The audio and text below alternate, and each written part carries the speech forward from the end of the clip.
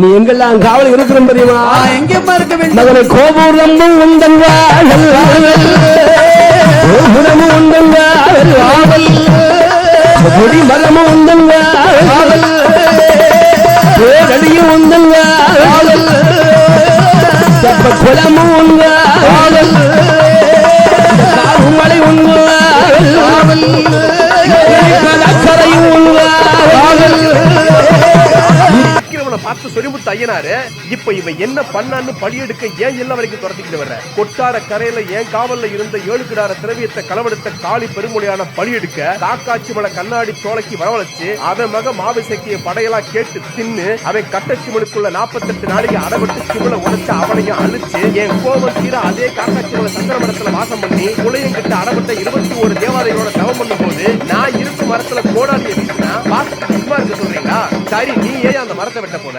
ஐயனே, திருச்செந்தூர் கோவில் கொடிமரத்துக்காக மரத்தை வெட்ட வந்தனே தவிர மாடனோட தவத்தை கலைக்கிற நோக்கத்துல நான் வரல.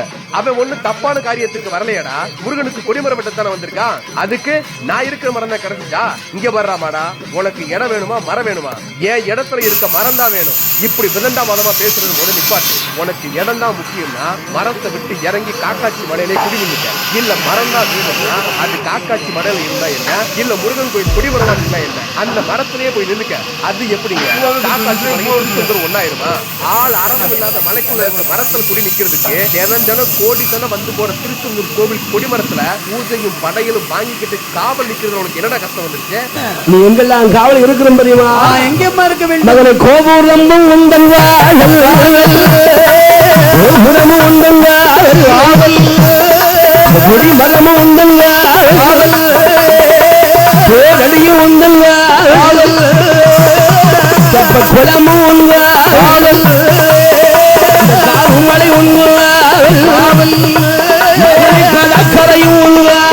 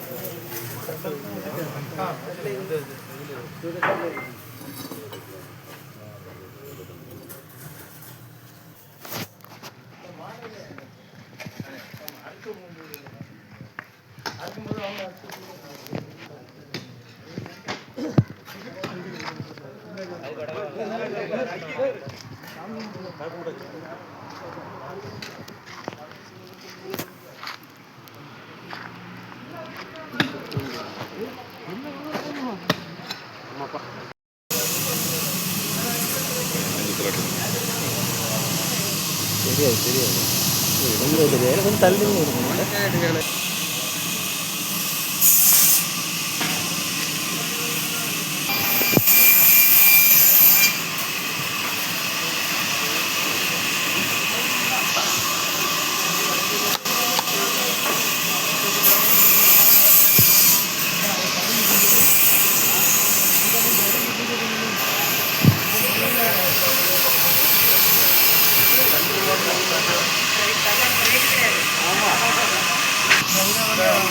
తుండుకు జర మిషన్ కొట్టిరుగా మిషన్ తుండు జర అది మంచిగా